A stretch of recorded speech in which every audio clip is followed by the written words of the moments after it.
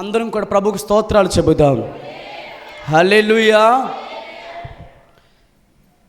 పరిశుద్ధమైన గ్రంథములో నుంచి యోధా రాసిన పత్రిక 24, 25 వచనాలు మరొకసారి చదివి జ్ఞాపకం చేసుకుందాం. తొట్టిల్లకుండా మిమ్మును కాపాడుటకును తన మహిమ ఎదుట ఆనందముతో మిమ్మును నిర్దోషులుగా నిలవబెట్టుటకును శక్తిగల మన రక్షకుడైన అద్వితీయ దేవునికి మన ప్రభువైన యేసుక్రీస్తు ద్వారా మహిమయు మహాత్మ్యమును ఆధిపత్యమును అధికారమును యుగయుగములకును పూర్వమును ఇప్పుడును సర్వయుగములకును కలుగునుగాక. అందరం దేవునికి స్తోత్రాలు చెబుదాం. హల్లెలూయా. దేవుడు తన వాక్యము ద్వారా మాట్లాడుతున్న మాట ఏమిటంటే, తొట్టిల్లకుండా మిమ్మల్ని కాపాడే దేవుడు ఆయనే. అందరం దేవునికి స్తోత్రం చెబుదామా. తొట్టిల్లిపోకుండా అంటే పడిపోకుండా, మన కాళ్ళు జారిపోకుండా, నరకమునకు పోకుండా, పాతాళమునకు దిగిపోకుండా మనల్ని కాపాడే దేవుడు ఆయనే. హల్లెలూయా. పాప ఊపిలో పడిపోయిన మానవుణ్ణి రక్షించుట కొరకే యేసు ప్రభువు లోకమునికి దిగి వచ్చారు. అందరూ దేవునికి స్తోత్రాలు చెబుదామా. మన జీవితంలో చాలాసార్లు తొట్టిల్లిపోతూ ఉంటాం, చాలాసార్లు కాలు జారిపోతూ ఉంటాం, చాలాసార్లు మన ఆత్మీయ జీవితంలో పడిపోతూ నిలబడుతూ మరలా పడిపోతూ మరలా నిలబడుతూ మరలా పడిపోతూ మరలా అలా ఎన్నోసార్లు దేవునికి దూరస్తులుగా బ్రతుకుతున్నట్టుగా ఉంటూ ఉంటాం. అయితే దేవుడు చేస్తున్న వాగ్దానం ఏమిటనగా, తొట్టిల్లిపోకుండా మిమ్మల్ని కాపాడేవాడు దేవుడే. అందరూ దేవునికి స్తోత్రం చేద్దాం. దేవుడు వాగ్దానం ఇది. తొట్టిల్లిపోకుండా మిమ్మల్ని కాపాడుటకును, రెండవది తన మహిమ ఎదుట ప్రభువు రాకడలో ఎత్తబడిన తర్వాత లేదా మనం మరణించిన తర్వాత ఈ ఆత్మ దేవుని సింహాసనం ఎదుట తీర్పు కొరకు వెయిట్ చేస్తుంది. హల్లెలూయా. అందుకే ఏమంటున్నాడు ఇక్కడ ఆయన అంటే, తన మహిమ ఎదుట ఆనందముతో మిమ్ములను, మనల్ని ఎలా నిలబెడతాడంట ఆయన? తన మహిమ ఎదుట రెండవ మాట ఆనందముతో మన నిలబెడుతున్నాడు ఆయన. ప్రభుకు స్తోత్రం చెప్పండి. మూడవదిగా మిమ్ములను నిర్దోషులుగా నిలబెట్టబోతున్నాడు. ఎలా నిలబెట్టబోతున్నాడు ఆయన? నిర్దోషులుగాను, నిందారహితముగాను, పాపము లేని పరిశుద్ధులుగాను, సంపూర్ణులుగాను, పరిపూర్ణులుగాను మన దేవుడు నిలబెట్టబోతున్నాడు. ప్రభుకు స్తోత్రం చెప్పండి. హల్లెలూయా. నిలబెట్టుటకును శక్తిగల మన రక్షకుడైన అద్వితీయ దేవుడు అన్నాడు. స్తోత్రం చెప్పండి. హల్లెలూయా. అని ఎలాంటి వారంటే, ఒకటి తొట్టిల్లకుండా కాపాడే దేవుడు. చెప్పండి అందరి మాట. తొట్టిల్లకుండా నన్ను నా దేవుడు కాపాడుతాడు. రెండవది ఆనందముతో తన మహిమ ఎదుట నిలబెట్టబోతున్నాడు. మూడవది పాపము లేని పరిశుద్ధుడిగా నన్ను నిలబెట్టబోతున్నాడు. నాలుగవది శక్తిగల తన అద్వితీయ దేవుని యందు మనందరము కూడా నిలబడబోతున్నాం. ప్రభుకు స్తోత్రం చెప్పండి. హల్లెలూయా.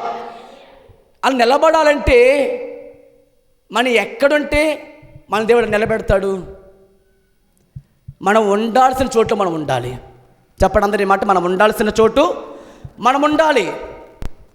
ఎక్కడ ఉండాలి? ఒకసారి మీరు ఆలోచన చేయండి.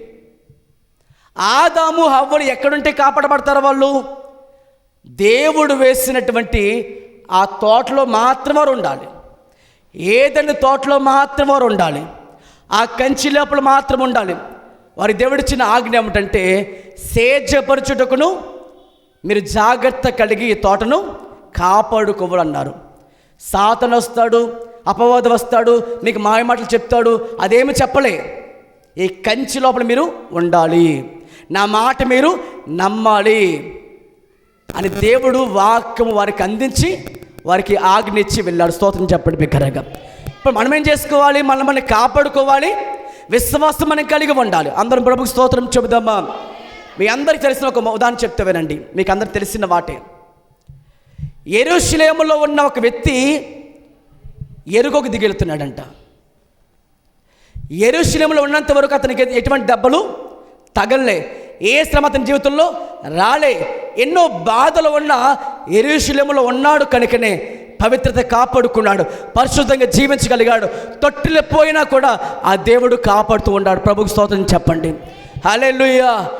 అలాంటి వ్యక్తి ఏమయ్యాడు ఇప్పుడు? యెరూషలేము అనగా దేవుని సహవాసం, యెరూషలేము అనగా దేవుని మందిరం, యెరూషలేము అనగా సమాధాన మందిరం. అలాంటి చోటు వదిలిపెట్టేసి ఎక్కడికి వెళ్ళాడు ఇప్పుడు? యెరికో అనగా వ్యభిచార ప్రాంతం, యెరికో అనగా శపించబడిన ప్రాంతం. అలాంటి ప్రాంతంలోకి దిగి వెళ్ళిపోతే ఏమైంది? దొంగల చేత కొట్టబడి, వస్త్రం లాగివేయబడి, దిగంబరుడై, చావు దెబ్బలు తిని కొనవుపులతో పడవేయబడ్డాడు. ఏ ప్లేస్ నీ కరెక్టు? యెరూషలేము కావాలా లేదా యెరికో కావాలా?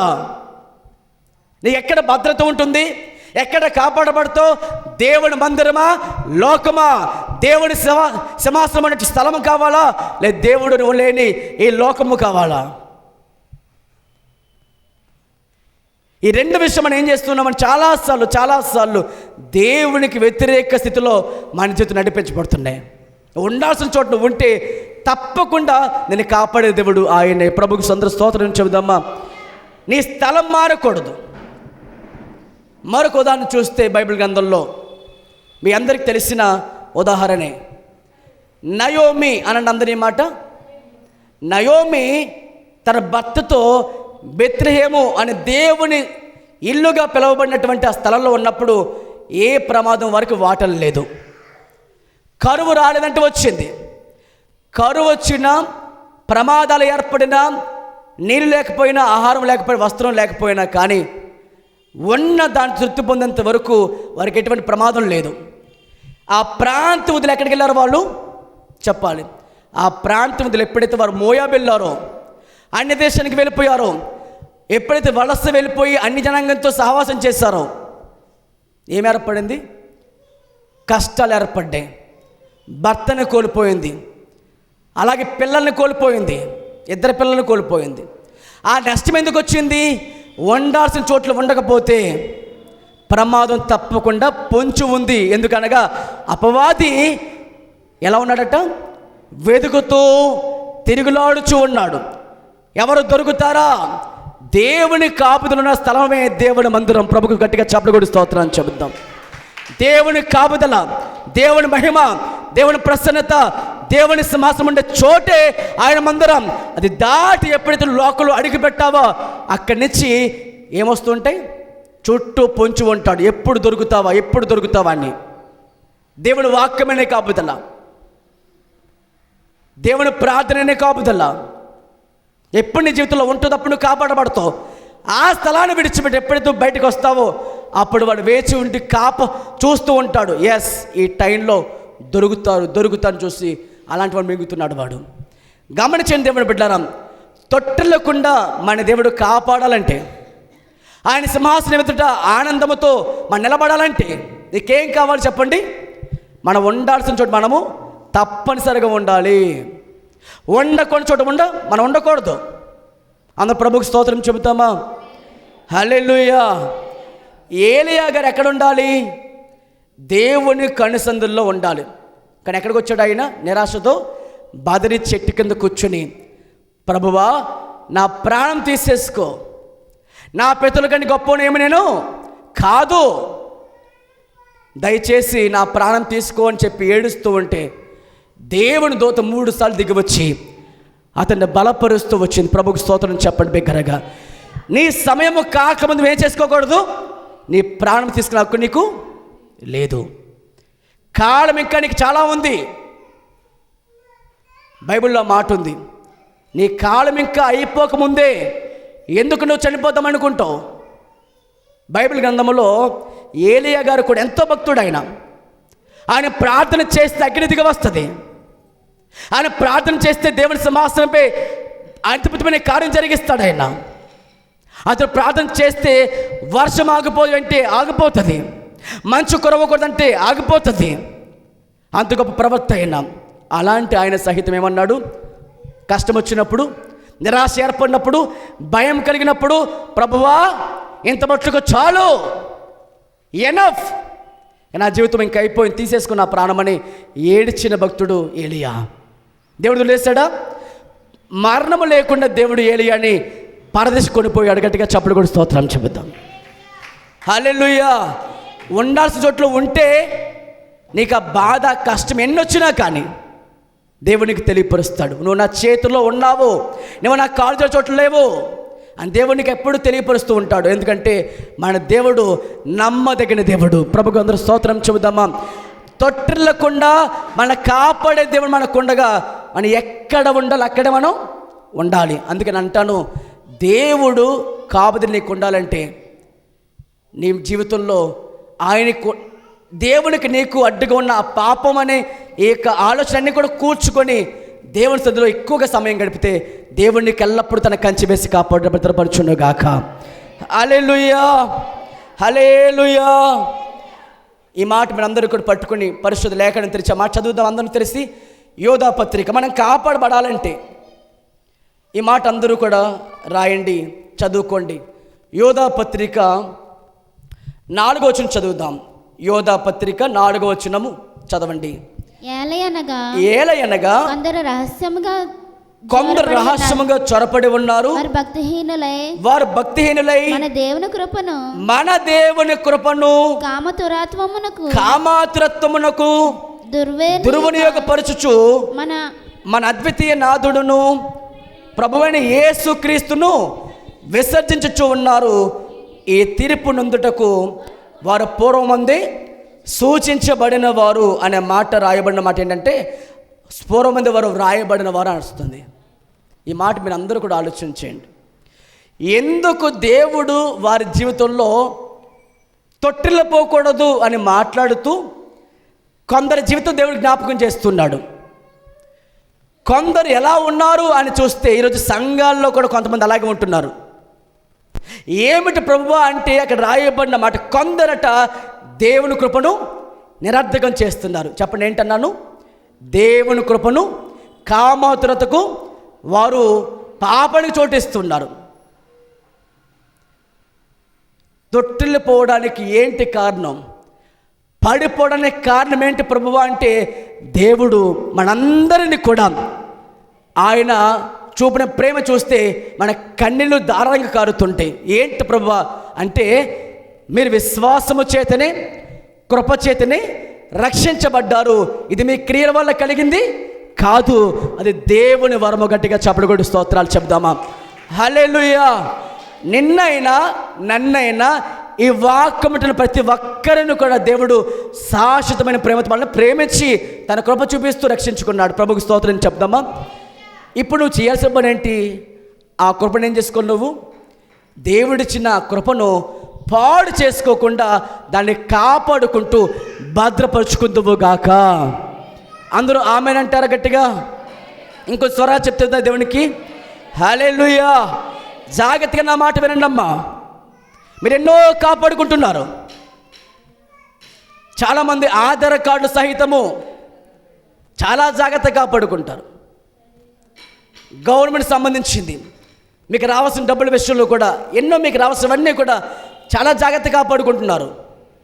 మీ ఆస్తులు కాపాడుకుంటున్నారు, మీ పిల్లల్ని కాపాడుకుంటున్నారు, ఎన్నో విషయాలు అన్నీ కాపాడుకుంటున్న మీరు మరొక మాట మీకు దేవుడు తెలియపరుస్తున్న మాట ఈ రోజున. అదేమిటంటే మీరు దేవుని కృపను కాపాడుకున్నారా? ఏమన్నాను? దేవుని కృప. అపోస్తలుడైన పౌలు గారు ఏమంటున్నారు చదవండి ఒకసారి మాట. 1 కొరింథీ పత్రిక 15వ అధ్యాయము. కొరింథీ రాసిన 1 పత్రిక 15వ అధ్యాయం. మైక్లో చదవండి. 11 చదవండి. 15, 11. 15, 10, 11 చదవండి. మృతులు పునరుద్ధానము లేని ఎడల. 1 కొరింథీ పత్రిక 15వ అధ్యాయము 10, 11. అయినను నేను ఏమై ఉన్నాను అది దేవుని కృప వలననే అయ్యున్నాను. అందరూ దేవుని స్తోత్రం చెబుదామా. అపోస్తలుడైన పౌలు గారు తన జీవితంలో ప్రారంభం చూడండి ఒకసారి, గమనించండి. ప్రారంభం ఎలాంటి వాడు ఆయన? దూషకుడు, హింసకుడు, హానికరుడైన సౌలును పిలచితివి, పౌలుగా మార్చితివి. ఎలాంటి వాడైనా? పూర్వం హింసకుడు, పూర్వం దోషకుడు, పూర్వం హానికరుడు. క్రీస్తు నమ్ముకున్న వారిని చెరసాలు వేసి బంధించిన చాలా క్రూరుడండి పౌలు గారు. అలాంటి పౌలు గారిని దేవుడు ఏం చేసుకున్నాడు? తన సేవకై పిలుచుకున్నాడు, తన కృపకై పిలుచుకున్నాడు. సౌలా, నీవు నా పని చెయ్యాలి. సౌలా, నీవు నా కొరకు నిలబడాలి. సౌలా, నువ్వు అన్ని జనులకు వెలుగుగా నిలబెట్టబోతున్నా అని దేవుడిచ్చిన వాగ్దానం పట్టుకొని నిలబడిన ఆయన అంటాడు, అయ్యా నేను ఎవరిని అసలు? నేను హింసించిన వాడునే కదా, సంఘాన్ని బాధ పెట్టిన వాడిని కదా, నేను ఏ పాటి వాడిని ప్రభా?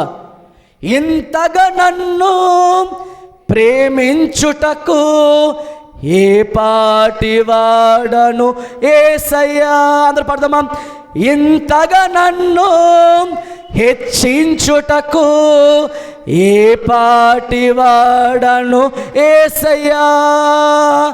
నీ కృపకు ఎల్లప్పుడు కృతజ్ఞుడను. అందరూ పడదామా? నీ కృపకు ఎల్లప్పుడు కృతజ్ఞుడను. కృపయే కృపయే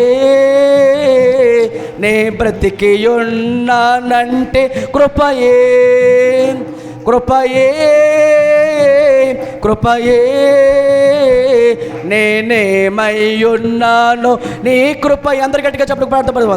నీ కృపయే కృపయే నేనేమై ఉన్నాను నీ కృపయే. అందరు కలిసి పడదామా?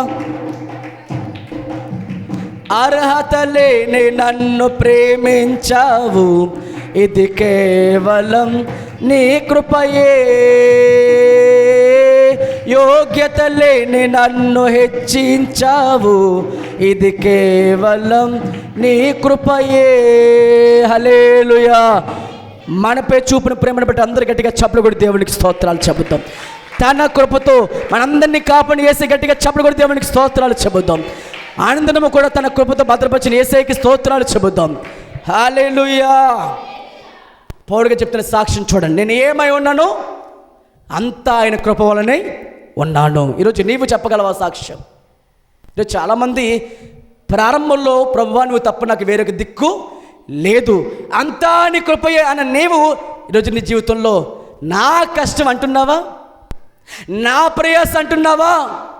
నాది అని విర్రవీగుతున్నావా? ఎంతో గొప్ప భక్తుడైన పౌలుగా చెప్తున్న సాక్ష్యం ఏంటి? సువార్తికుడు, ఎన్నో సంఘాలు కట్టినవాడు, ఎన్నో పత్రికలు రాసినవాడు, అపోస్తుల్లో ఎంత హెచ్చిన వాడైనప్పటికీ కూడా తగ్గించుకొని అపోస్తులు తక్కువ వాడను, నేను ఏమై ఉన్నా అంత కూడా ఆయన కృప వల్లే ఉన్నాను. గట్టిగా చప్పట్లు కొట్టి స్తోత్రాలు చెబుతాం. హల్లెలూయా. ఆ తర్వాత చదవండి, 10 చదువుకుందాం. 10 వచనం చదువుదాం. 9 చదువుతూ 9 వచనం 9 చదువుదాం. 9 వచనం. ఏలయనగా నేను అపోస్తులందరిలో తక్కువ వాడను, దేవుని సంఘమును హింసించినందున అపోస్తులైన పౌలు గారు అపోస్తులైనటువంటి పరిచర్య చేసినట్టు గొప్ప సేవకుడని గాను, అపోస్తులుగా పిలువబట్టుకు ఆయనకి ఏమి లేదట, యోగుడిని కాను. ఈరోజు మనము 10 మంది సంఘంలో ఉంటే చాలు, గొప్ప సేవకుడిగా పేరు పొందడానికి ఆలోచిస్తూ ఉంటాం. ప్రార్థన బాగా వస్తే చాలు, నాకంటే గొప్ప ప్రార్థన పనులు లేవనుకుంటాం. బాగా చిన్న వాక్యం బాగా చెప్తే చాలు, నాకంటే బాగా చెప్పే ప్రసంగికుడు లేడు అని వెర్రవీగుతుంటాం. కానీ పౌలుకి చెప్తున్న మాట ఏంటి? అపోస్తులందరిలో తక్కువ వాడను. తర్వాత చదవండి. అయినను నేను ఏమై ఉన్నానో అది దేవుని కృప వలనే అయి ఉన్నాను, మరి నాకు అనుగ్రహించబడిన ఆయన కృప నిష్ఫలము కాలేదు. వారందరికంటే హల్లెలూయా. ఏమన్నాడు ఆయన? దేవుడు నాపై చూపిన ఆ కృప నేనేం చేసుకోలేదు, నిరర్ధకం చేయలేం, నిష్ఫలం చేయలేం, దాన్ని కాపాడుకున్నాం, భద్రపరుచుకున్నాం. పౌలు గారు అంటే అంత దేవుని కృపే. ఇన్ని సంఘాలు కట్టావు కదా, ఎంత గొప్పవాడు అంటే అంత దేవుని కృప. కింద చదవండి, ఎంత మంచి మాట ఉందో. తర్వాత చదవండి. మరియు నాకు అనుగ్రహించబడిన ఆయన కృప నిష్ఫలము కాలేదు, కానీ వారందరికంటే నేను ఎక్కువగా ప్రయాసపడింది నేను కాదు, నాకు తోడుగా ఉన్న దేవుని కృపయే. హల్లెలూయా. చూడండి మాట, ఎంతో ప్రయాసపడ్డా, ఎంతో కష్టపడ్డ సేవ కొరకు, సంఘము కొరకు. కానీ నేను ఏమై ఉన్నా అంత దేవుని కృప. ఆయనకు తోడుగా ఉన్న కారణంగా నేను ఇప్పుడు ఆ పని చేయగలుగుతున్నా. ఇది నువ్వు చెప్పు ఆ మాట. ఈరోజు నువ్వు సంఘముకు చెప్పగలవు ఆ మాట. నా వల్ల ఏది కాదు, అంతా నా దేవుని కృపే. ఉద్యోగం వచ్చిందంటే ఎవరి కృప ఉండాలి? ఒక వ్యాపారం చేస్తూ లాభం పొందుకున్నావు, ఎవరి కృప? నువ్వు ఒకటి గుర్తుపెట్టుకో, సమస్తము కూడా ఆయన కృప చేతనే అయి ఉన్నాం. దీని మాట నీకు పైన చెప్పడం కాదు, లోపల నుంచి నీ మాట రావాలి. అప్పుడప్పుడు ఎవరు చెప్తే చెప్పడం కాదు, లేదా ఎవరు అడిగినప్పుడు ఒక మాట చెప్పాలి. ఎవరు నీ దగ్గరికి వచ్చినా, అమ్మా ఒకప్పుడు నువ్వు ఎంతో దీనంగా జీవించావు, ఇప్పుడు దేవుడు ఎంతో నేను హెచ్చించానంటే చాలా కష్టపడి మా భర్త అంటావా? మా పిల్లలు ఎంతో ఉద్యోగం చేస్తే హైదరాబాద్లో ఉద్యోగం చేస్తున్నారు, మాకు డబ్బులు పంపిస్తున్నారు, ఇల్లు కట్టుకున్నాం చెప్తావా? నీ పిల్లలు ఉద్యోగం చేయాలన్నా, నీ పిల్లలు ఒక జాబులో స్థిరపడాలన్నా సమస్తానికి ఎవరి మూలమై ఉండాలి? దేవుడే. దేవుడిని కార్యం ఇవ్వకపోతే నువ్వు పని చేయగలవా? దేవుడికి ఆయుష్ ఇవ్వకపోతే ఒక అడుగు వేయగలవా? దేవుడి కృప లేకపోతే ఏమి చేయలేం. హల్లెలూయా. ప్రయాసపడ్డానికి, కానీ ఆ ప్రయాస వెనక నాకు దేవుడు తోడుకున్నాడు. హల్లెలూయా. నీ నోటి ఎప్పుడు కూడా నా వల్ల జరిగింది అంత అని ఎప్పుడు అనొద్దు. నా వల్ల, నాది అని వచ్చిందనుకో, నువ్వు ఆటోమేటిక్గా ఆత్మీయ జీవితంలో పడిపోయావు. ఇక అన్నిసార్లు నీ జీవితంలో అది ఎప్పుడే స్టార్ట్ అయిందో, ఆ గర్వం ఎప్పుడైతే నీ జీవితంలో వచ్చిందో, అన్ని విషయాలు కూడా నాదే నాదే నాదే అనే జీవితం వచ్చేస్తుంది. దేవుడు నేను ఎప్పుడు ఇక నిన్ను చూడడానికి ఇష్టపడ్డా ఆయన. ఈరోజు నువ్వు బ్రతికున్నావంటే ఆయన కృప. ఈరోజు నువ్వు ఉద్యోగం చేస్తున్నావన్నా ఆయన కృప. ఈరోజు నువ్వు వ్యాపారం అభివృద్ధి పొందిందన్నా ఆయన కృప. వ్యాధుల్లో కూడా, ఇంత బాధలో కూడా నువ్వు ఆయన ప్రభువుని అనుభవిస్తున్నావన్నా ఆయన కృప. సమస్తానికి ఆయన కృప తోడుగా నీకు ఉన్న కారణంగానే ఈరోజు నేనైనా, ఈరోజు మీరైనా సరే ప్రభు చెంత బలంగా ఉండగలుగుతున్న. గట్టిగా చప్పట్లు కొట్టి దేవుడికి స్తోత్రాలు చెబుదాం. అందరం ప్రభుకి స్తోత్రం చెబుదాం. హల్లెలూయా, హల్లెలూయా. కాబట్టి దేవుని వాక్యం చెప్తున్న మాట ఏమిటంటే, పౌలు గారు ఏం కాపాడుకున్నారు? ఆస్తుల, అంతస్తుల, తనకివ్వబడిన పరిచర్యన ఏం కాపాడుకున్నాడు ఆయన? దేవుడు తనకివ్వబడిన కృపను చాలా జాగ్రత్తగా కాపాడుకున్నాడు. రోజు నువ్వేం కాపాడుకోవాలి? అన్నీ కాపాడుకున్నావు, చాలా మంచిదే. నువ్వు కాపాడుకు మరొకటి ఉంది, అదేమిటంటే దేవుని కృప. ఆ కృప లేకపోతే నీకు రక్షణ లేదు. ఆ కృప లేకపోతే మన జీవితము కొనసాగించబడదు. ఆ కృప లేకపోతే మన కనీస ప్రభువులు చేయబడడానికైనా యోగ్యత లేదు. అంత ఆయన కృపే. హల్లెలూయా, హల్లెలూయా. ఆ కృప నీలో రావాలంటే మొట్టమొదటిగా నీలో విశ్వాసం ఉండాలి. ఏముండాలి చెప్పండి బిగ్గరగా అందరూ కూడా? విశ్వాసము. కృపకు మూలం విశ్వాసం ఉండాలి. ఈరోజు చాలామంది జీవితంలో కృప కావాలని అడుగుతున్న వారి జీవితంలో విశ్వాసం కోల్పోయారు. రోమాపత్రిక 5వ చదవండి. రోమాపత్రిక 5వ అధ్యాయము 1వ వచనం చదువుదాం. రోమాపత్రిక 5వ అధ్యాయము 1వ వచనం చదువుకుందాం. కాబట్టి విశ్వాస మూలమున మనము నీతిమంతులుగా తీర్చబడి మన ప్రభువైన యేసుక్రీస్తు ద్వారా దేవునితో సమాధానము కలిగి ఉన్నాము. మరియు ఆయన ద్వారా మన విశ్వాసం వలన ఈ కృపయందు ప్రవేశము గలవారమై ఆ కృపలో నిలిచి ఉండి దేవుని మహిమను గురించి నిరీక్షణ బట్టి అతిశయపడుచున్నాము. గట్టిగా చప్పట్లు కొట్టి స్తోత్రాలు చెబుతాం. హల్లెలూయా.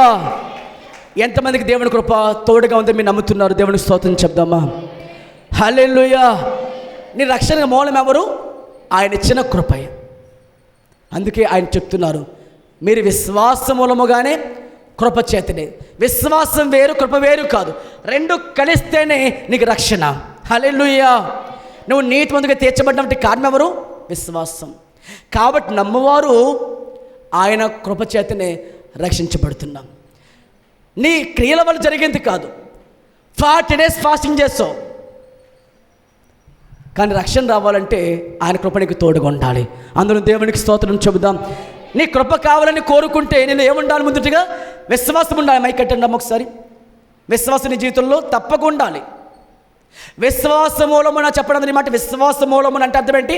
విశ్వాసం ద్వారా నేను, చెప్పండి మీరు, నేను విశ్వాసము ద్వారా నీతిమంతుడిగా తీర్చబడి యేసుక్రీస్తు ద్వారా దేవునితో సమాధానము కలిగి ఉన్నాను. గట్టిగా చెప్పండి కూడా స్తోత్రాలు చెబుతాం. ఏం కలిగి ఉన్నాం? మనందరం కూడా మునిపి ఎవరము అందరం కూడా దూరస్తులం. మునిపి మనందరం కూడా దేవునికి శత్రువుగా మారిపోయాము. కారణం ఏంటి? పాపం చేత. ఈ పాపం అనే ఈ బంధకం ద్వారా విడిపించుకోలేక అదే పాపంలో కొనసాగించబడిన వాడమే. నీతిమంతుడు లేడు, ఒక్కడు లేడు, అందరూ పాపం చేసిన వారే. ఆయన మహిమను పొందలేకపోయిన వారు ఉంటే ప్రభు ఇచ్చిన మంచి వాగ్దానం, యేసయ్యను ఈ లోకానికి పంపించి పవిత్రమైన రక్తముతో పరిశుద్ధపరిచిన దేవుడు ఏం చేశారంటే మన అందరి కొరకు ఆయన కుమారుని రక్తమును మనందరికి ప్రోక్షింపచేసి ఆయన ద్వారా మనందరం కూడా పరలోకము చేరేంత గొప్ప అవకాశం ప్రభు మనకి దేవుడు అనుగ్రహించారు. గట్టిగా చెప్పలు కూడా స్తోత్రాలు చెబుతాం. పరలోక మార్గం ఎవరంటే ఇప్పుడు చెప్పండి, యేసుక్రీస్తు అనే నామము ద్వారా తప్ప మనకి ఎవరేమీ లేదు, రక్షణ లేదు. నేనే మార్గము, నేనే సత్యము, నేనే జీవము, నా ద్వారా తప్ప ఎవరు తండ్రి యొద్దకు చేరడం సాధ్యం కాదు. కాబట్టి కృపలో వెళ్ళాలంటే, కృపతో నడవాలంటే, కృప నీకు తోడుగా ఉండాలంటే నీ దేవుడు నేర్పుతున్న పాఠం మొదటి నీ జీవితంలో విశ్వాసం ఉండాలి. ఏముండాలి చెప్పండి? విశ్వాసం ఉండాలి. విశ్వాసము ద్వారా మనం దేవునితో సమాధానం పొందుకున్నాం. ఆ తర్వాత ఆ కృపలో ఎప్పుడైతే నిలిచి ఉన్నావో నీకేమో ఏర్పడింది? ఇప్పుడు ఆ కృపలో నీకు ప్రవేశం దొరికింది. ఆ కృప ఎవరిచ్చారు జీవితంలో అంటే దేవుడిచ్చారు. యోహాను సువార్త 1వ అధ్యాయం 17వ వచనం చదవండి. యోహాను సువార్త 1వ అధ్యాయము 17వ వచనం చదువుదాం. యోహాను సువార్త 1వ అధ్యాయము 1:7 17వ వచనం చదువుదాం. ధర్మశాస్త్రము మోషే ద్వారా అనుగ్రహించబడను, కృపయు సత్యమును యేసుక్రీస్తు ద్వారా కలిగిన. గట్టిగా స్తోత్రం చెప్పండి ప్రభువుకి అందరం కూడా. ధర్మశాస్త్రం ఎవరిచ్చారు మన జీవితంలో కంటే మన పితరులకు మోషే గారి ద్వారా ఈ లోకానికి ఇవ్వబడింది. కృప ఎవరిచ్చారు మరి? కృపయు సత్యము ఎవరి ద్వారా కలిగిందంట? సాక్షాత్తం మన రక్షకుడైన మన కోసం ప్రాణం పెట్టే సజీవుడైన యేసయ్య ద్వారా మన జీవితమునకు కృప దొరికింది. అందరూ స్తోత్రం చెప్దామా? ధర్మశాస్త్రమును కృపకు తేడా ఏంటంటే, ధర్మశాస్త్రముకు చట్టము తగ్గట్టుగా జీవించకపోతే తప్పనిసరిగా మరణించాల వ్యక్తి. అవునా కదా? ఉదాహరణకి యోహాను సువార్త 8వ అధ్యాయంలో మీరు దాన్ని పరిశీలన చేయగలిగితే, యోహాను సువార్త 8వ అధ్యాయం చూస్తున్నప్పుడు అక్కడకు ఉదయం సమయంలోనే తెల్లవారుజాములోనే యేసు ప్రభువారు సమాజ మందిరములో దేవాలయంలోకి రాగా ప్రజలందరూ ఆయన ఎందుకు వచ్చి ఆయన చెప్తున్న బోధ వింటూ ఉన్నారు. నేను ఆ వైపు చూసి మీరు జాగ్రత్తగా వినండి మాట్లాడి కూడా. అక్కడకు వ్యభిచారంతో పట్టబడిన స్త్రీని తీసుకొచ్చారు. పట్టబడిన వ్యక్తి అంటే తప్పు చేస్తున్న ఇద్దరు ఉన్నారు కదా, మగవాన్ని వదిలేస్తారు, ఈ ఆడమ్మాయిని మాత్రం తీసుకొచ్చారు.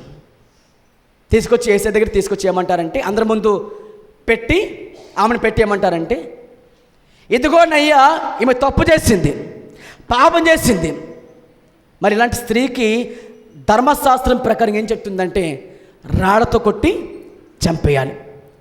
మా నువ్వేం చెప్తావో అని ఆయన శోధిస్తూ మాటిమాటిగా అడుగుతూ ఉన్నారు. అందుకు యేసయ్య నేల మీద కొంగి ఒక రాట రాస్తున్నాడు. ఆయన ఎవరైతే ఏ పాపం చేయలేదో మీ రాయి తీసుకుని ఆమె మీద వేసి చంపమని అడిగాడు ఆయన. అందుకు అందరు రాళ్ళు తీసుకున్నారు, కానీ ఆయన రాసింది చూస్తే అందరు పాపాలు జ్ఞాపకం వచ్చాయి. రాళ్ళని కిందకి పడ్డాయి, వెనక్కి వెళ్ళిపోయారు. అందుకు ఆ స్త్రీతో యేసయ్య అన్నారు, అమ్మా నీ మీద ఎవరు రాళ్ళు వేయలేదా అని అడిగితే అందుకు ఆమె అంటుంది, వేయలేదయ్యా. అప్పుడు ఆయన ఏమన్నారు, నేను కూడా వేయను. వేసే యోగ్యత ఎవరికైనా ప్రపంచంలో ఉందంటే అది యేసయ్యకి మాత్రం ఉంది. ఆయన ఏమన్నాడు, ఆయన నేను వెయ్యను. అయితే ఇక పాపం చేయొద్దమ్మా. ఏమన్నాడు ఆయన? పాపము చేయకము, వెళ్ళిపో అన్నాడు. సమాధానం వెళ్ళిపో. ధర్మశాస్త్రం ఏం చెప్తుంది? చట్టం ఏం చెప్తుంది? తప్పు చేస్తే శిక్ష వెంటనే రావాల్సిందే. కృప ఏమంటుందంటే నీ కోసం నేను మరణిస్తా అంటుంది. గట్టిగా చప్పులు కొడి స్తోత్రాలు చెబుతాం. హల్లెలూయా. పాపము కంటే బలమైనది ఆయన కృప కావాలి. ప్రభుకు స్తోత్రం కలుగునగాక. అలాగని పాపం నిలిచిమంటావా? రోమాపత్రిక 5వ అధ్యాయము, రోమాపత్రిక 5వ అధ్యాయము చివరి వచనం చదివిన తర్వాత 6వ అధ్యాయం మొదటి వచనం కూడా చదవండి. అయినను పాపము మరణమును ఆధారము చేసుకుని ఎలాగు ఏలెనో అలాగే నిత్య జీవము కలుగుటకై నీతి ద్వారా నీతి ఏం చెప్తుందంటే ఆ బిడ్డను రక్షించాలని చెప్తుంది. న్యాయం ఏమంటుంది ఇప్పుడు? చట్టం ఏమంటుంది ఇప్పుడు? తప్పకుండా శిక్షించాల్సిందే. అలాగే శిక్ష వచ్చినట్లయితే, అలాగే తీర్పు తెరచబడితే ప్రపంచంలో ఏ మానవుడు మిగలడు. ఎందుకంటే బైబిల్ చెప్తుంది కదా, అందరూ పాపం చేసిన వారే, నీతిమంతుడు ఒక్కడు కూడా లేడు. పాపము ఎరిగని ఆయనే ఆయన నీతి మనకు ఆపాదించి మన కోసం మరణించే. గట్టిగా స్తోత్రం చెప్పండి ప్రభువుకి అందరం కూడా. హల్లెలూయా. చూడండి ఆ మాట ఏలైనగా చూడండి, పాప మరణము ఆధారం చేసుకుని ఎలాగో ఏలేనో. చూడండి ఈ మాట, పాపం ఏం చేసుకుందట? మరణాన్ని ఆధారం చేసుకుని ఎలాగైతే ప్రభుత్వం చేసిందో, ఏలుబడి చేసిందో, అలాగనే మనందరికి నిత్యము కలుగుటకై నీతి ద్వారా కృపయు మన ప్రభువైన యేసుక్రీస్తు మూలముగా ఏలు నిమిత్తము పాపం ఎక్కడ విస్తరించును అక్కడ కృప అపరిమితముగా విస్తరించును. అలాగని ఏమందుము? కృప విస్తరించవలనని పాపమందు నిలిచి ఉందుమా? అట్లనరదు. పాప విషయమే చనిపోయిన మనము ఇక మీదట ఎలాగ జీవిస్తాము? ఈ మాట అందరూ కూడా ఆలోచించండి. నువ్వు పాపంలో చనిపోయావు, అమ్మాయి కట్టండి అమ్మా. యేసుక్రీస్తు రక్షకుడి ద్వారా నువ్వు సిలువేయబడ్డావు, ఆయన ద్వారా, ఆయనతో పాటుగా. నువ్వు చనిపోయిన తర్వాత మళ్ళీ అలా జీవిస్తావు దాంట్లో, అదే పాపంలో. కక్కిన వాంతుకు ఎలా తిరుగుతావు దాంట్లో? ఇప్పుడు ఆమె మీద రాళ్ళు పడకుండా కాపాడిన యేసు ప్రభు వారు వ్యభిచారం పట్టబడిన స్త్రీని మరలా అదే పాపం చేస్తే మరలా కృప దిగి వస్తుందా? అన్నిసార్లు దిగి వస్తుందా? ఇప్పుడు మనకు దిగి వస్తుందా? పోనీ నీకు వాక్యం తెలుసు, నీకు ప్రార్థన తెలుసు, నీకు మందిరం తెలుసు, ఆయన విలువ తెలుసు, ఆయన ఉన్నాడని తెలుసు, నీకు విశ్వాసం ఉంది, నీవెవరో నీకు తెలుసు. చనిపోతే పాపం చనిపోతే నరకం వెళ్తామని తెలుసు. నీతిగా జీవించి పరిశుద్ధత కాపాడుకొని చివరి వరకు నమ్మకంగా ఉంటే పరలోకి వెళ్తామని కూడా తెలుసు. తెలిసి నువ్వేం చేయకూడదు, ఇంక మరలాని బుద్ధిపూర్వకంగా పాపం చేయకుండా చాలా జాగ్రత్త పడాలి, చాలా జాగ్రత్త పడాలి.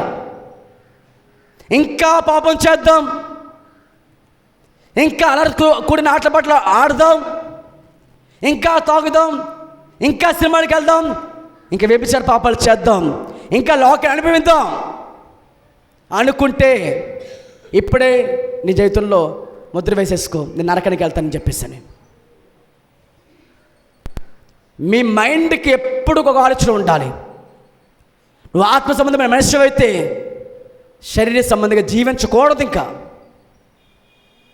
నేను రక్షించిన జీవితం నీకు అర్థమైతే నీ జీవితంలో పాపం చోటుని జీవితంలో ఎవరిగా కేవలేవు.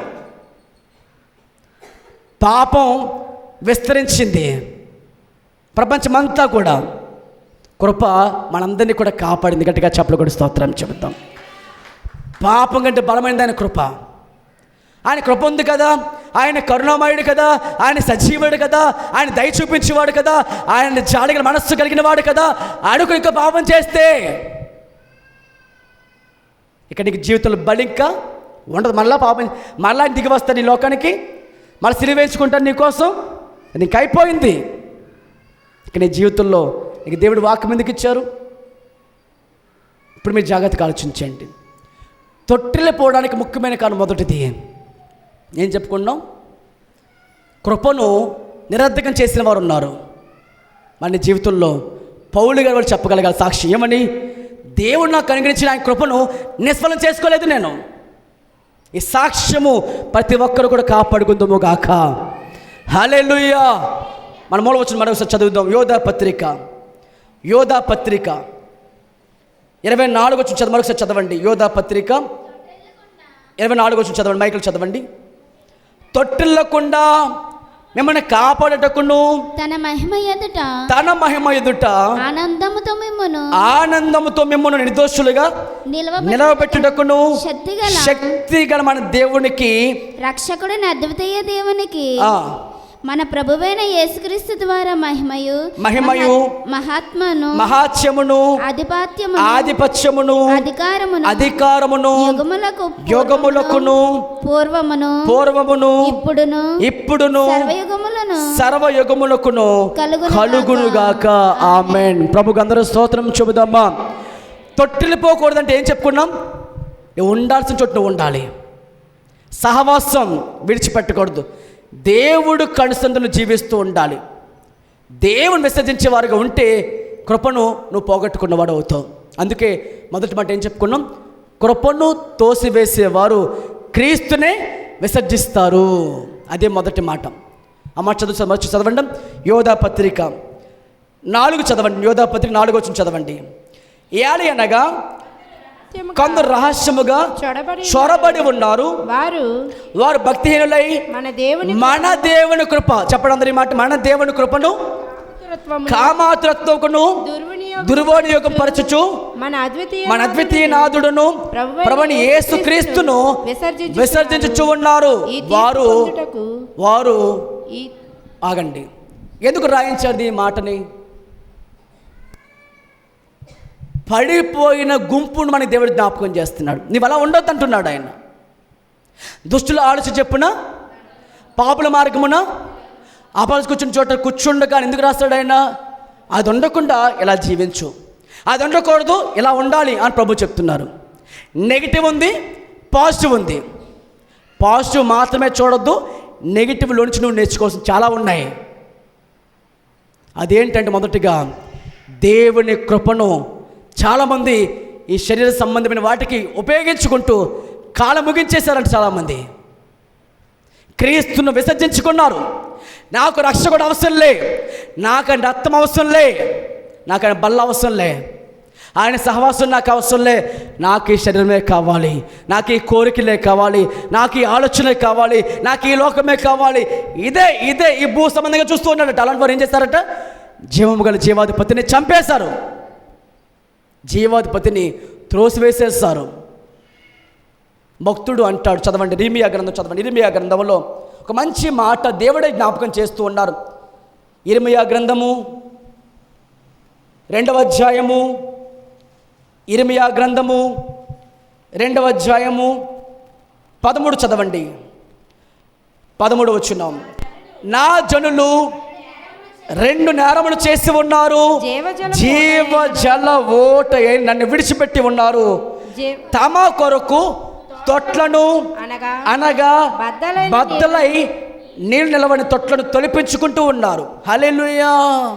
అందు దేవుని స్తోత్రం చెబుదామా. ఎలా ఉన్నారంట? మీరు ఆలోచించండి. దేవుని జీవజల ఓట మనందరికీ కూడా ఉంది. చాలామంది ఏమనుకుంటున్నారంటే వాటి జీవితంలో తన శరీర కోరికల కోసం, ఈ లోకపు ఆశల కోసం ఏం విడిచిపెట్టారంట? జీవజల ఓటైన యేసయ్యనే త్రోసిపుచ్చి విడిచిపెట్టి బద్దలైపోయిన తొట్టుంది, నీళ్ళు ఏమైపోతున్నాయి? బయటకు పోతున్నాయి. కానీ దాన్నే కావాలని కోరుకుంటున్నారంట. అలా పోల్చాడు ఆయన. ప్రతి ప్రజలు 2 గుంపులు ఉంటారు. ఒకటి జీవాధిపతి కావాలనుకుని ఆ జీవంలో ప్రవేశిస్తారు, కృపలో ప్రవేశిస్తారు. కొంతమంది నాకే జీవం వద్దు, నేను ఇంకెలాగే జీవిస్తాను, ఇదే పాపంలో జీవిస్తాను అనే 2 గుంపులు ఉంటాయి. ఒకటి ఆత్మ సంబంధులు, 2 శరీర సంబంధులు. ఒకరు దేవుడు కావాలని దేవుడి కోసం జీవించేవారు ఉన్నారు, రెండవది నాకు ఈ లోకమే కావాలని కోరుకుంటారు. ఒకరు జీవం కావాలని జీవాధిపతి వెతుకుతారు, రెండవ వాళ్ళు మరణం కొరకే ఎదురు చూస్తూ ఉన్నారు. ఏ మరణము? రెండవ మరణం. అందుకే ప్రభు చెప్తున్నారు ఏంటంటే, జీవం కావాలా మరణం కావాలి. ఏం కావాలో కోరుకో. దేవుని కృపను ఒక్కసారి మనం కోల్పోతే మళ్ళీ దాన్ని సంపాదించుకోవడం చాలా కష్టం. చాలా విలువైనది ఆయన కృప. ఈ విలువైన ఆస్తులు కాపాడుకుంటాం, విలువైన ఇల్లు పట్టాలు కాపాడుకుంటాం, విలువైన వస్తువులు కాపాడుకుంటాం, విలువైనవన్నీ కాపాడుకుని నీ జీవితంలో ఆయన కృపను పోగొట్టుకుంటే మళ్ళీ సంపాదించుకోలేం మనం. ధర్మశాస్త్రము కంటే గొప్పది ఆయన కృపే. హల్లెలూయా. రోమాపత్రిక 5వ అధ్యాయం చూడండి, అందరూ బైబిల్ తెరిచి చదవండి. రోమాపత్రిక 5వ అధ్యాయములో 8వ అధ్యాయంలో, రోమాపత్రిక 8వ అధ్యాయం 8వ అధ్యాయము 3వ వచనం చదువుదామా? 2వ వచనం చదవండి. 2వ వచనం, క్రీస్తు యేసునందు జీవమునిచ్చిన ఆత్మ యొక్క నియమము పాప మరణ నియమం నుండి నన్ను విడిపించను. ఎట్లనగా ధర్మశాస్త్రం ఏమి చేయలేకపోయానో దాన్ని దేవుడు చేస్తాడు. స్తోత్రం చెప్తాం అందరం బిగ్గరగా. ధర్మశాస్త్రము అంటే చట్టము, డూస్ అండ్ డోంట్స్. ఇలా జీవించకూడదు, ఇలా జీవించాలి. వ్యభిచారం చేయకూడదు, దొంగతనం చేయకూడదు, అబద్ధాసాక్ష్యం పడకూడదు, నీ పొరుగు వారి భార్యను ఆశించకూడదు, నేల ఎందే కానీ ఆకాశం ఎందే కానీ ఏ రూపం నువ్వు విగ్రహం చేసుకోకూడదు, విశ్రాంతి దినం పాటించాలి. ఈ 10 ఆజ్ఞలు కూడా మనకున్నాయి. కానీ చట్టం ఆపేస్తే ఏమవుతుంది? చట్టం మీరితే ఆజ్ఞ అతిక్రమమే పాపం. మరి పాపంలో బయటకు రావడానికి ఏం చేయాలి? ధర్మశాస్త్రం అద్దం లాంటిది. పాపం అంటే ఏమిటో చూపించగలిగింది, కానీ పాపం తీసివేయడం సాధ్యము కాలే. మరి ఎవరి వల్ల అయింది అది? యేసుక్రీస్తు ద్వారా మనకేం కలిగిందంటే ఆయన కృప కలిగింది. కృపయో సత్యములు ఆయన ద్వారా కలిగను. ధర్మశాస్త్రము మోషే ద్వారా అనుగ్రహించబడిన. గట్టిగా చప్పలు కొట్టి దేవుడికి స్తోత్రాలు చెబుతాం. హల్లెలూయా. ఇప్పుడు ఆయన కృప ఎలా కలిగింది మన జీవితంలో? నెంబర్ 1, విశ్వాస మూలముగా మనము ఆయన కృపలో ప్రవేశించాము. ఇప్పుడు నా కృపను ఏం చేయాలి? నిలబడి ఉండాలి. ఆ కృప పొందుకున్న తర్వాత మళ్ళా పాపంలోకి వెళ్ళిపోకూడదు. ఇది మొట్టమొదటి పాయింట్. 2వ మాట చూడండి. 2వ మాట యోధాపత్రికలో నుంచి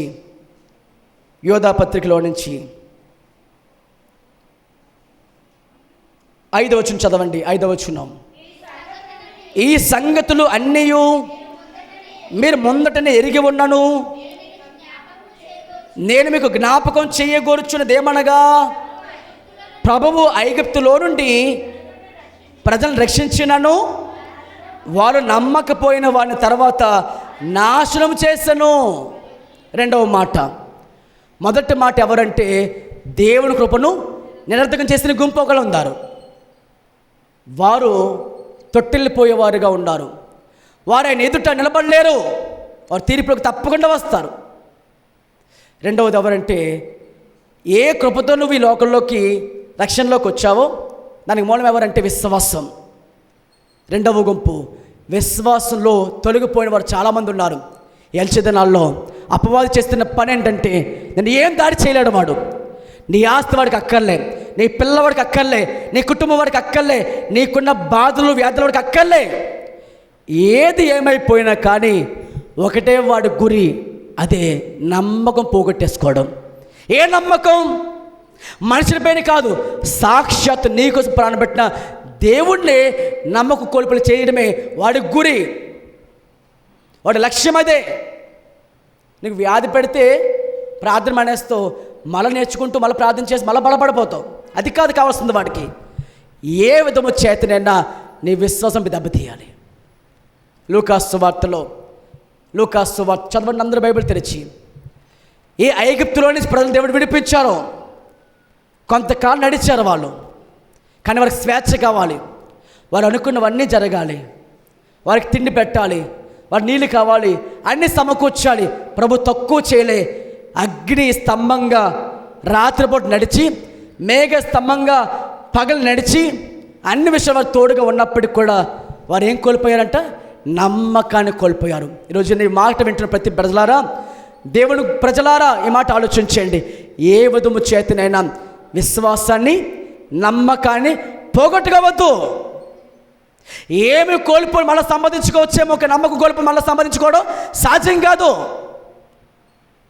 నమ్మకత్వం అది చాలా ప్రాముఖ్యం. దేవుడు కూడా ఎంతోమంది లోకలు జీవిస్తున్నా కానీ నమ్మకమైన వారి కోసము ఆయన ఎదురు చూస్తున్నాడు. గట్టిగా చప్పట్లు కొట్టి స్తోత్రాలు చెబుతాం. ఎవరి కోసం ఎదురు చూస్తున్నాడు ఆయన? నమ్మకస్తులు ఎవరున్నారు? మోషే నా ఇల్లంతట్లో మిక్కిలి నమ్మకస్తుడు. అబ్రహాం గురించి దేవుడు చెప్పాడు సాక్ష్యం, నా నమ్మకస్తుడు, నా సేవకుడు అని ప్రభు చెప్తున్నారు సాక్ష్యముగా. రోజు నువ్వు కాపాడుకున్నావు నీ నమ్మకత్వాన్ని, నీ నిర్దోషత్వాన్ని. హల్లెలూయా. లూకాసు వార్త, లూకాసు వార్తలో 22వ అధ్యాయము, లూకాసు వార్త 22వ అధ్యాయము 32 చదువుదాం. నీ నమ్మిక తప్పిపోకున్నట్లు నేను నీ కొరకు వేడుకుంటుని, నీ మనసు తిరిగిన తర్వాత నీ సహోదరులను స్థిరపరచమని చెప్పాను. 31 చదవండి. ఇప్పుడు 31 వచ్చిన చదవండి. సీమోను సీమోను, ఇదిగో సాతాను మిమ్ములను పట్టి గోధుమల వల్లే చల్లించుట మిమ్మలను కోరుకును, కానీ నీ నమ్మకం తప్పిపోకూడదని. ఎందుకంటే అపవాది కోరుకునేది మీ నమ్మకత్వంపై దెబ్బతీయడమే. నీ ఆశ తీసేస్తే ఏం పోగొట్టుకుంటే ఏం ఉపయోగం లేదు. ఇప్పుడు చూడండి, ఒక మాట ఆలోచించండి. యోబు గారి జీవితంలో ఏమన్నాడు సాతాను? దేవుడు అన్నారు యోబు గురించి, అతడు యథార్థవంతుడు, న్యాయవంతుడు, చెడుతనమును విసర్జించినవాడు, అటువంటి వాడి భూమి మీద ఎక్కడ కూడా లేడు. నా సేవకుడు అని యోబు గురించి నువ్వు ఆలోచించావా? సాతాను అనగానే ఆహా, అతనికి అతని ఇంటికి చుట్టూ సమస్తం కంచి వేసావు కదా, ప్రార్థన వేసిన కంచెను కాపాడుకున్నావు కాబట్టి అతలా ఉంటాడులే. ఒక్కసారి ఆశ తీసేయి, ఆరోగ్యం తీసేయి, పిల్లల్ని తీసేసిన తీరివేసిన తర్వాత అప్పుడు అంటాడు ఆ మనిషి, ఏమంటాడు మనిషి? దేవుడు లేడు, దయ్యం లేదు. దేవుడే కనుక ఉంటే ఉదయం లేచి ప్రార్థన చేసుకునేవాడిని, దేవుడే కనుక ఉంటే ఎన్నో దాన ధర్మాలు చేశాను, దేవుడే కనుకుంటే ఎంతో గొప్ప గొప్ప కార్యాలు చేశాను, నాకెందుకు వచ్చింది కష్టం అనుకుంటాం మనమైతే. కానీ యోబు గారు ఏమన్నారు? దేవుని పైన ఒక్క మాట అనలే, ఒక నింద వేయలే, అన్నీ కోల్పోయినా కూడా దిగంబరిగా వచ్చాను, దిగంబరిగా పోతాను, యెహోవా ఇచ్చాను, యెహోవా తీసుకుని పోయాను, దేవుడు నామానికి మహిమ కలుగును గాక. నడగట్టుగా చప్పట్లు కొట్టి స్తోత్రాలు చెబుతాం. హల్లెలూయా. ఏం పోగొట్టుకోలేదు, ఏం పోగొట్టుకోలేదంటే దేవుని దగ్గర ఉన్న నమ్మకత పోగొట్టుకోలే. అన్నీ కోల్పోయిన యోబు అంటాడు, నా విమోచకుడు సజీవుడు, నేను నా దేవుని ఎరుగుదును. ఈరోజు మనము ఏం పోగొట్టేసుకుంటామంటే నమ్మకత్వం, విశ్వాసం పోగొట్టుకున్నాం. విశ్వాసం అది నీకు ఆస్తి లాంటిది, విశ్వాసం అమూల్యమైనది. దేవుడు అన్నారు అమూల్యమైన విశ్వాసము అగ్ని పరీక్ష వలన శుద్ధపరచబడుతుంది అన్నాడు. గట్టిగా స్తోత్రం చెప్పండి. బంగారం ఎంత విలువైనది నీ జీవితంలో, అంతకంటే ప్రాముఖ్యమైనది దేవుడు చూస్తుంది నీ విశ్వాసమే. నీ విశ్వాసమే ఈ అంచె దినాల్లో నువ్వు కాపాడుకోవాల్సింది. 1, ఆయన కృప కాపాడుకో. 2, విశ్వాసం కాపాడుకో. విశ్వాసం ద్వారానే రక్షించబడ్డావు, విశ్వాసం ద్వారానే నీతిమంతుగా తీర్చబడ్డావు. ఆ విశ్వాసం మళ్ళీ నువ్వేం చేసుకోకూడదు, నీ జీవితంలో పోగొట్టుకోకుండా జీవించు. ఈ చివరి దినాలు, ఈ అంచె దినాల్లో అపవాది సమయం కొంచెమే. నీ జీవితంలో ఎలాగని రావచ్చాడు, కానీ ఏం దెబ్బతీస్తాడు నీ జీవితంలో అంటే నమ్మకత్వం, విశ్వాసం తొలగలి చేస్తాడు. అందుకే ఇక్కడ యోధా పత్రికలో ఎలాంటి వారిలా మీరు ఉండకూడదు. 1, కృపను పోగొట్టుకున్న వారి వల్ల మీరు ఉండకూడదు. ఆ కృప మీ జీవితం చాలా ఆధారము. కృపకు మూలముగు ఆత్మ మీరు విసర్జించకూడదు. అలా విసర్జిస్తే క్రీస్తుని విసర్జించిన వారు అవుతాం. 2వదిగా విశ్వాసాన్ని పోగొట్టుకోవద్దు. వారు పోగొట్టుకున్నారు, మీరేం చేయొద్దు, పోగొట్టుకోకూడదు. ప్రభుకు స్తోత్రం చెప్పండి బిగ్గరగా అందరం కూడా. హల్లెలూయా. యోధా పత్రిక 2 మరొకసారి చదువుదాం. యోధా పత్రికలో రండి. యోధా పత్రిక 6వ వచనం చదవండి. మరియు తమ ప్రధానత్వం నిలుపుకొనక తమ నివాస స్థలమును విడిచిన దేవదూతలను మహాదినమునకు జరుగు తీర్పు వరకు కటిక చీకట్లో నిత్య పాశములతో ఆయన బంధించి భద్రము చేసెను. ఆ ప్రకారముగానే సొదొమ గొమొర్రాలు వాటి చుట్టూ ఉన్న పట్టణముల వీరి వలన వ్యభిచారము చేయుచు పరశరీరానుసారులు అందునందున నిత్యాగ్ని దండను అనుభవించుచు దృష్టాంతములుగా ఉంచబడును. అటువలని వీరును కలల కనుచు శరీరమును అపవిత్రపరచుకొనుచు ప్రభుత్వం నిరాకరించుచు మహాత్ములను దూషించుచు ఉన్నారు. హల్లెలూయా.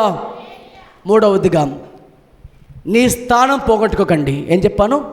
నీ స్థానం పరలోకమంది ఏమిటి? నీ పౌరసత్వము పరలోకంలో ఉంది. నీవు ఎక్కడ వాడవు కాదు.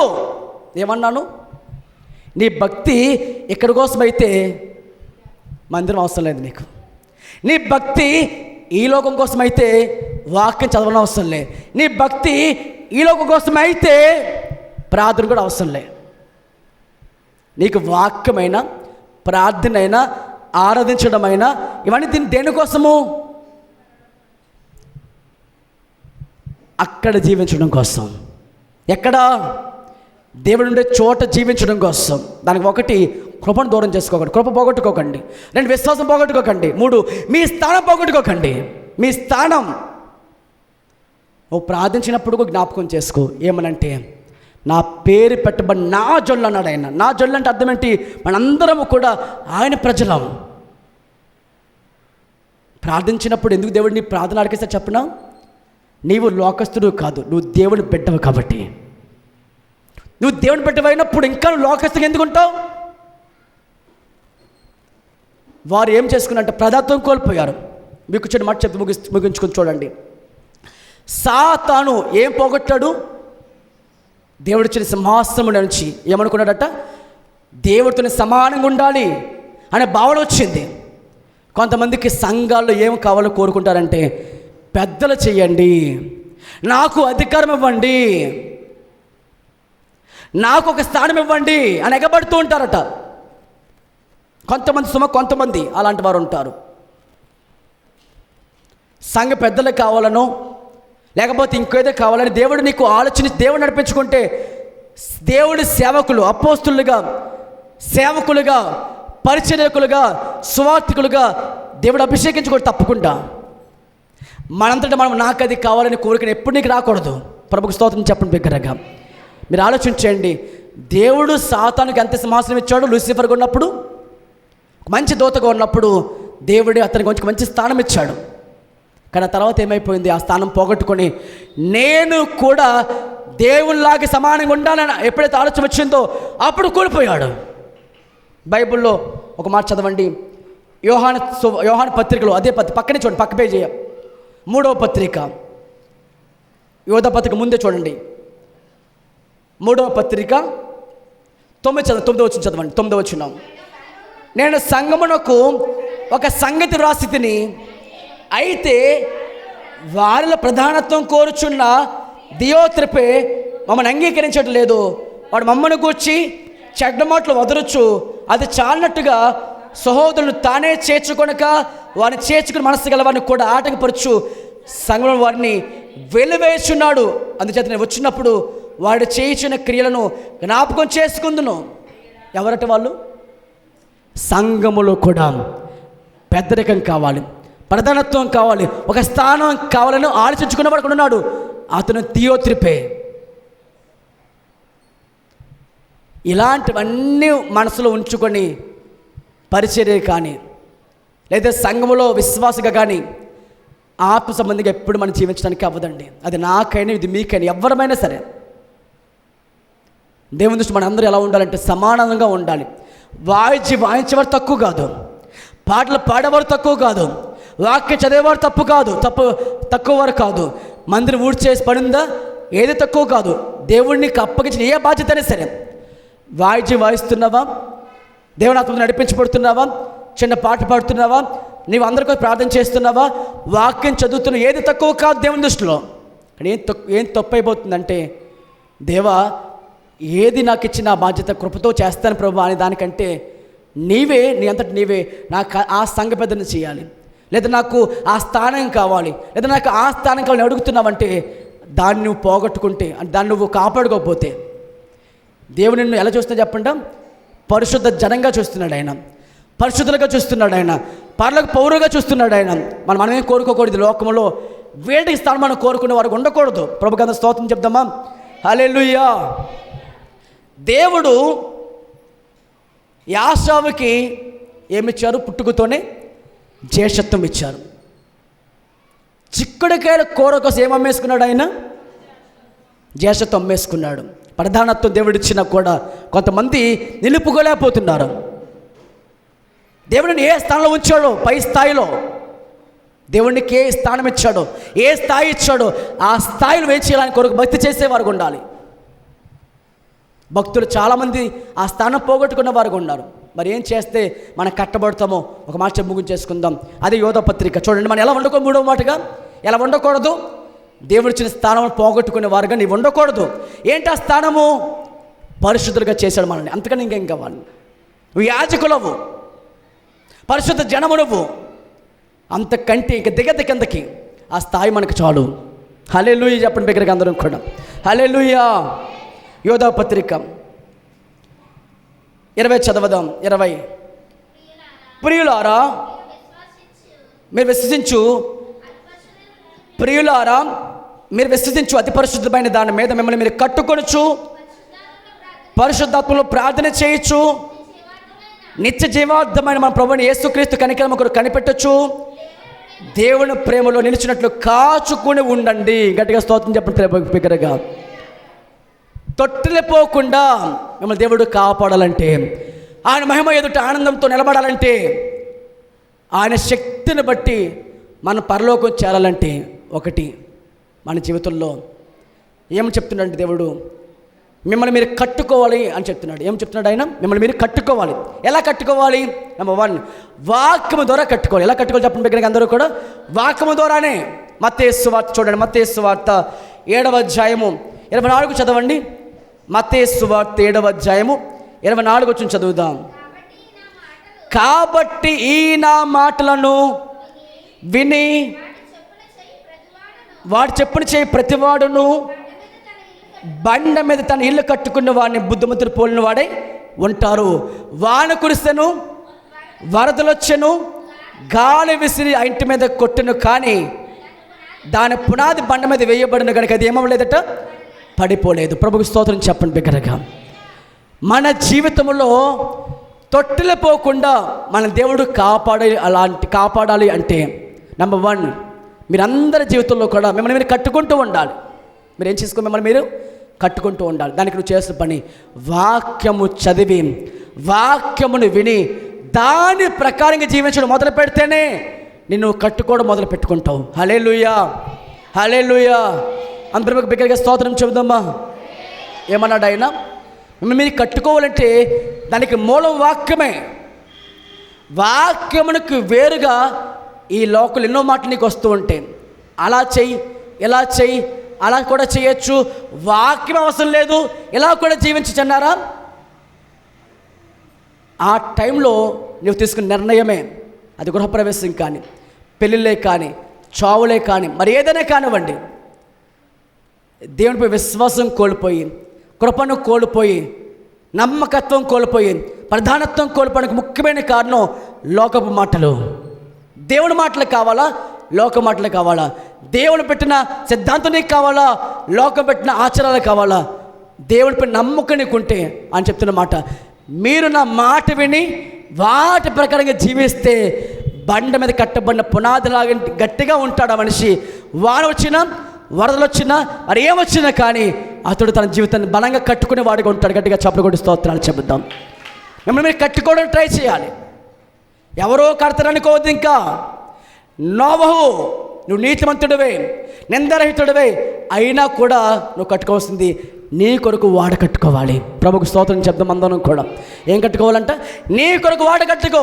ప్రభువా, నేను నీతిమంతుడు అన్నావు కదా ప్రభువా, కృప పొందుకుని అనుకున్నావు కదా ప్రభువా, ఈ తరంలో నాంటి వాడు లేడన్నా కదా ప్రభువా, మరి వాడెందుకు? ఎందుకంటే నువ్వు కాపాడబడాలంటే తప్పకుండా వాడు నీకు కావాలి. గట్టిగా స్తోత్రం చెప్పండి బిగ్గరగా. హల్లెలూయా. ప్రార్థన చేస్తున్నాను కదా ప్రభువా, వాక్యం చదువుతున్నాను కదా ప్రభువా, వాక్యం ప్రసంగిస్తున్నాను కదా ప్రభువా, పరిచయం చేస్తున్నా కదా ప్రభు అంటే కాదు. నీ కొరకు నీవే కట్టుకోవడం ట్రై చేయడం మొదలు పెట్టుకోవాలి. హల్లెలూయా. నువ్వు కట్టుకోవడం ట్రై చేయి. ఎలా కట్టుకుంటావంటే చూడండి, మొదటి పేతురు పత్రికలో చూడండి, మొదటి పేతురు పత్రిక ఎలా కట్టుకోవాలి. ఒకటి, వాక్యం ద్వారా కట్టుకోవాలి. రెండవదిగా మొదటి పేతురు పత్రిక 2వ అధ్యాయము 5వ వచనం చదువుదాం. యేసుక్రీస్తు ద్వారా దేవునికి అనుకూలముగు ఆత్మ సంబంధమైన బలులర్పించుటకు పరిశుద్ధ యాజకులుగా ఉండినట్లు మీరును సజీవమైన రాళ్ళవలే ఉండి ఆత్మ సంబంధమైన మందిరములకు కట్టబడుచు ఉన్నారు. ప్రభుకు స్తోత్రం చెప్పండి బిగ్గరగా. రెండవది, ఆత్మ సంబంధంగా ఎప్పుడైతే నువ్వు జీవించడం మొదలు పెడతావో, వాక్యము ద్వారా ఆత్మతో ఎప్పుడు జీవించడం మొదలు పెడతావు. ఎందుకంటే వాక్యమైన పాలు వలన అన్న చోట ఆత్మ సంబంధమైన పాలు అని రాయబడుతుంది. వాక్యం ద్వారా ఎప్పుడు జీవించడం మొదలు పెడతావో ఆ తర్వాత నీవు ఆత్మ సంబంధిగా మారుతూ ఉంటావు. అదే సజీవంగా రాళ్ళ కట్టబడుతుంటావు. చర్చి మనకు ఎలా దేవుడు గొప్పగా ఇచ్చారు. చర్చిలో వేయబడిన రాళ్ళు కానీ, ఈ స్తంభాలు కానీ, ఈ పునాది కానీ గట్టిదే. కానీ దేవుడికి కావాల్సింది ఇది పరలోకం ఎత్తబడదు, నీవు ఎత్తబడతావు. నువ్వెవరు అని చెప్పినా సజీవమైన రాళ్ళ వల్ల నువ్వు కట్టబడుతూ ఉండాలి. ఒక్కొక్క రాయి ఎంత బలమైన పునాది వేశారు ఇక్కడ. నీవు కూడా సజీవంగా ఉన్న రాయిగా ఉంటే మిమ్మల్ని మీరు కట్టుకుంటూ ఉండి. ఎలా కట్టుకోవాలంట చూడండి అన్నమాట. సజీవమైన రాళ్ళ వల్లే ఉండి ఆత్మ సంబంధమైన మందిరముగా కట్టబడుచు ఉన్నారు. మనం కట్టుకుంటూ ఉండాలి. లాగిన ఒకటి, అతి పరిశుద్ధమైన దాని మీద మిమ్మల్ని మీరు కట్టుకుంటూ పరిశుద్ధాత్మను ప్రార్థన చేసుకోవాలి. ఎలా చేయాలంటే ప్రార్థన పరిశుద్ధాత్మలో. ఇది మామూలుగా నామకార్థ ప్రార్థన చేయకోవాలి. ఎలా చేయాలంట పరిశుద్ధాత్మను కలిగి ప్రార్థన చేయాలి. ఎఫెసీ 6:18 కూడా ఏమన్నారంటే ఆత్మ వలన ప్రతి విషయంలోనూ విజ్ఞాపన చేస్తూ ఉండండి, ప్రార్థన చేస్తూ ఉండండి, మెలకుగా ఉండమని ప్రభు చెప్తున్నారు. ఆత్మ లేకుండా ప్రార్థన చేయడం సాధ్యమవదు. ఆత్మ లేకుండా చేసే ప్రార్థన ఎలా ఉంటుందంటే విమర్శలు వస్తూ ఉంటాయి. ఆత్మ లేకుండా ప్రార్థన చేయడం ఎలా ఉంటుందంటే శంకర వల్ల వాడిని కాదు ప్రభు, నేను చాలా గొప్పవాడిని, నీకు దశభాగం ఇస్తున్నా, నీకు కానుకిస్తున్నా, విమర్శ ఉంటుంది, ప్రార్థన ఉండదు. పరిసైన ప్రార్థనలో ప్రార్థన ఎక్కడ ఉంది? విమర్శన తప్ప. అది నీకు ఉండకూడదు. ప్రభుకు స్తోత్రం చెప్పండి బిగ్గరగా. పరిశుద్ధాత్మలు ప్రార్థన చేయొచ్చు. నిత్య జీవాత్మ మన ప్రభుని యేసుక్రీస్తు కనికరమ కొరకు కనిపెట్టచ్చు. దేవుని ప్రేమలో నిలిచినట్లుగా కాచుకుని ఉండండి.